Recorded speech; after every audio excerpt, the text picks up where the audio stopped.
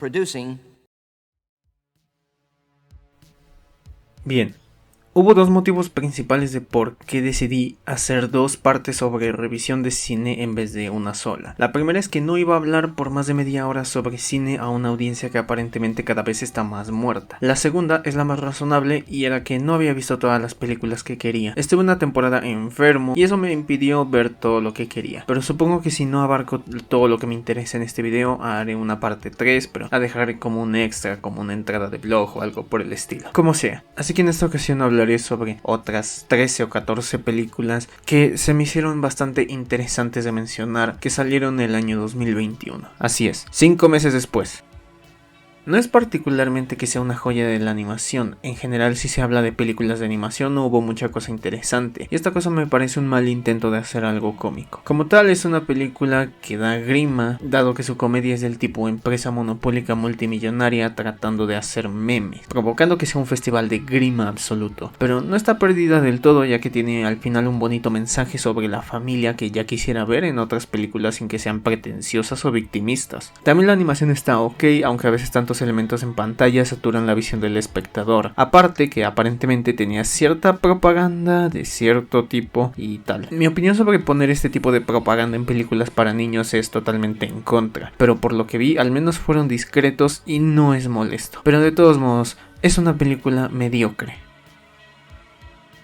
Como tal, he visto bastantes documentales que salieron el año pasado. Podría mencionar varios, pero de momento solo mencionaré dos. El primero, una película de policías, que considero una película clave este año. La cuestión es que esta obra es un conglomerado de sentimientos encontrados, pues por una parte es interesante la crítica que hace sobre el ciclo de la conducta policial en México, alimentada por los ciudadanos que corrompen la figura del policía. Sería brillante dado que en un inicio parecía tomar la dirección del tipo de Social Dilemma, pero acaba desbordándose por la mitad cuando acaba por no saber qué dirección tomar y elige ser un proyecto tipo blog de YouTube. Sigue con la forma de crítica social y trata de hacer un llamado a la gente, además de al final tener cierto tono poético, pero no quita que esa falta de dirección le eche a perder. Tenía potencial, pero no puedo ser realmente duro con ella, pues al menos su primera mitad es funcional y es al final de cuentas una obra decente.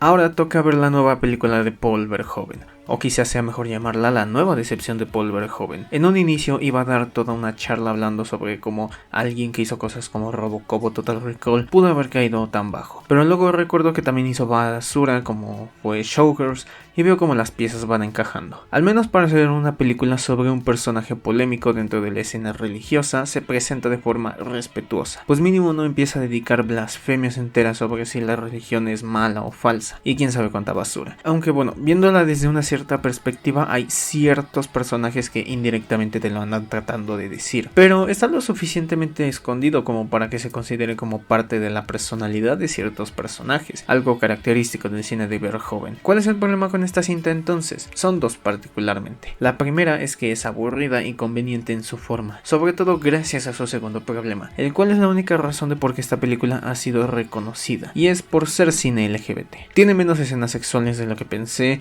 pero fuera de eso no hay nada más por lo que se pueda considerar destacable. Solo es pasable como historia, pero al no tener siquiera mensaje, uno no puede quedarse con algo de esta película. Y bueno, podría tratar de sobrepensar buscando que sí tiene un cierto mensaje, pero es un mensaje nocivo a final de cuentas. De todos modos, no me sorprende que él haya dirigido un ateo de todas formas.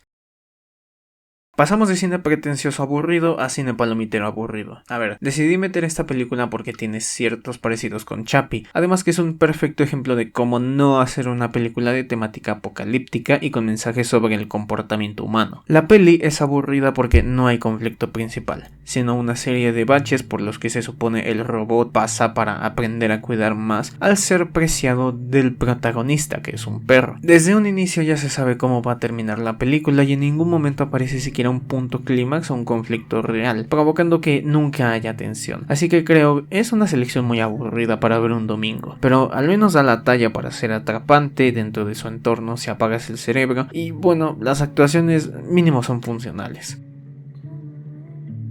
A ver, el detalle es que esta película solo adapta una parte del libro y hace un muy buen trabajo en eso, pues deja toda la trama en lo secundario mientras que mantiene la construcción del mundo en su tope de prioridades. Obviamente debería ser más importante la historia, pero como Dune no es precisamente buena ya que utiliza el viaje del héroe de la forma más convencional y sumado a eso usa el tropo del elegido, evidentemente la película iba a fracasar en contar esa historia. Como esta primera parte se centra en mostrarle al espectador su mundo y dar relevancia a ciertos acontecimientos que son importantes, no le puedo dar el calificativo de mala. Tiene conveniencias, ciertos agujeros de guión, personajes que no tienen suficiente trasfondo como para que nos importen un carajo. Vamos, claramente las deficiencias que tiene, más que nada gracias al libro. Por otra parte, la dirección tampoco es excelente, pues sigue enfrascado con los planos generales y movimientos de cámara lentos característicos del director, que pueden ser visualmente llamativos pero no dicen realmente mucho y provocan que la película sea muy lenta y aburrida. Y de efectos especiales tengo unas quejas con algunos elementos que se sienten algo acartonados. Se nota su falsedad y te saca de la experiencia. Si tengo que valorarla con un calificativo, diría que es competente para con su obra de origen.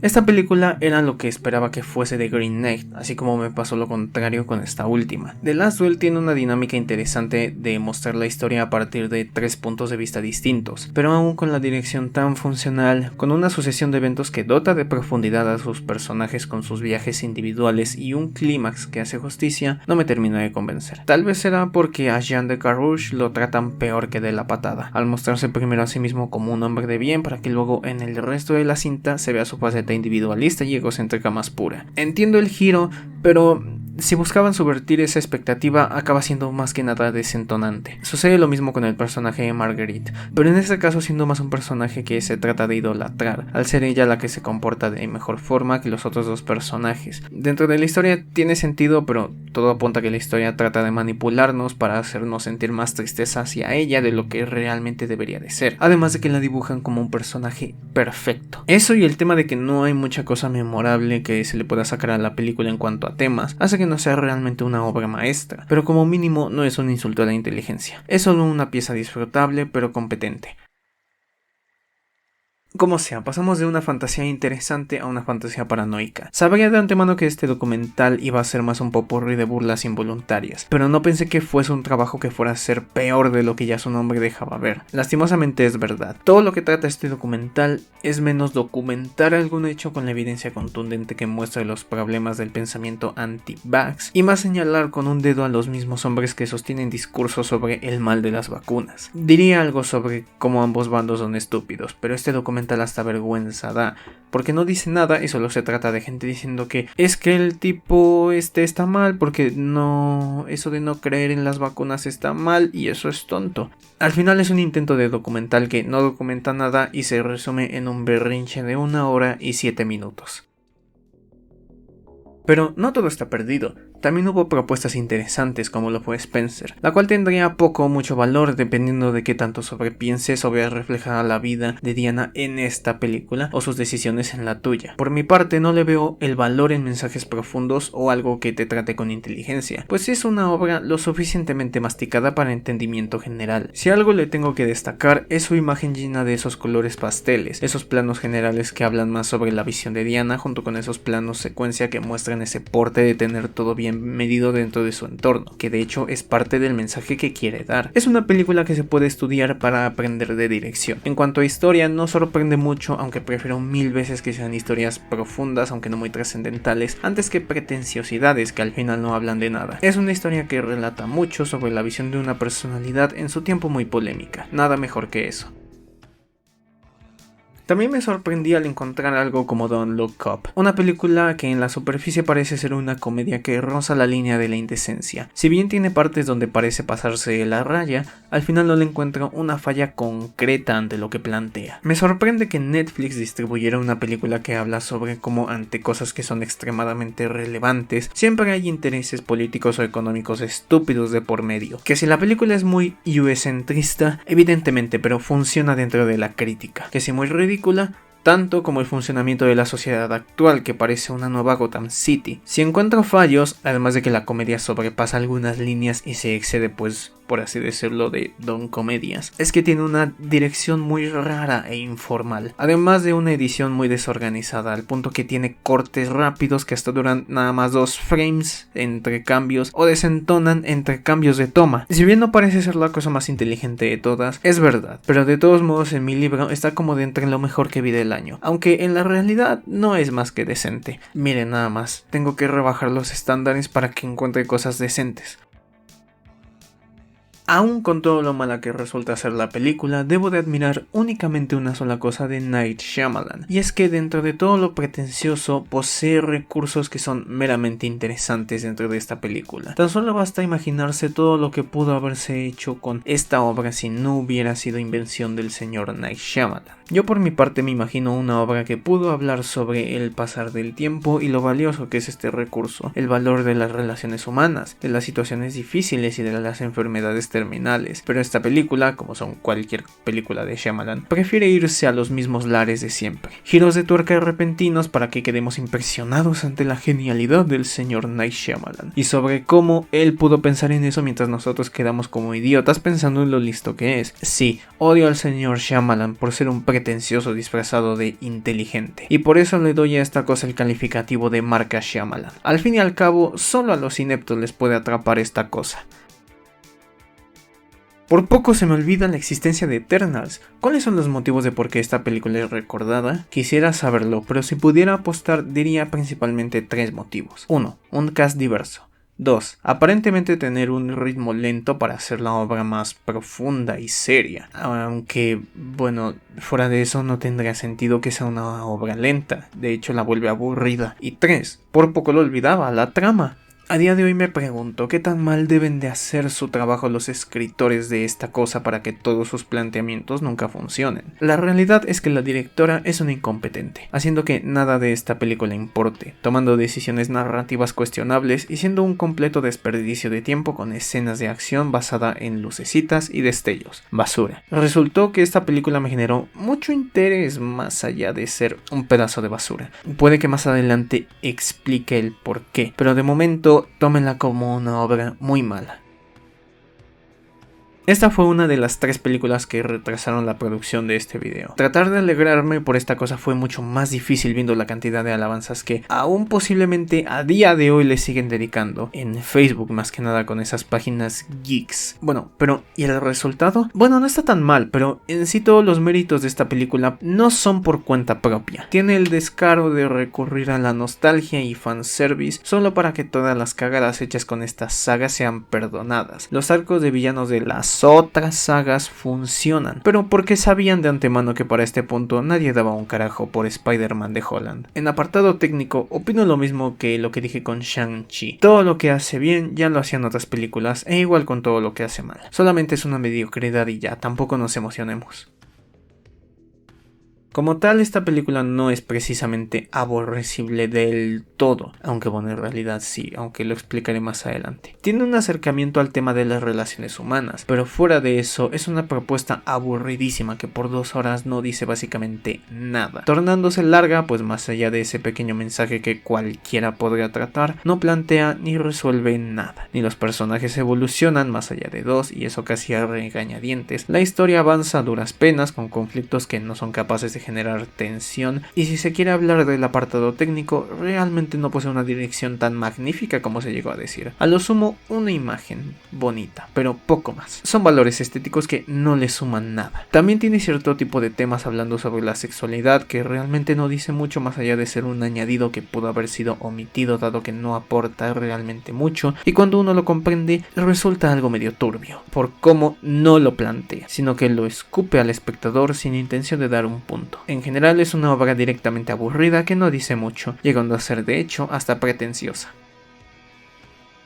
Tampoco es como que me esperaba mucho de los creadores de la original Matrix. Es un tanto curioso que esta pieza exista en primer lugar, pues parece ser como de esas típicas películas que tratan de recurrir a la nostalgia para obtener ganancias.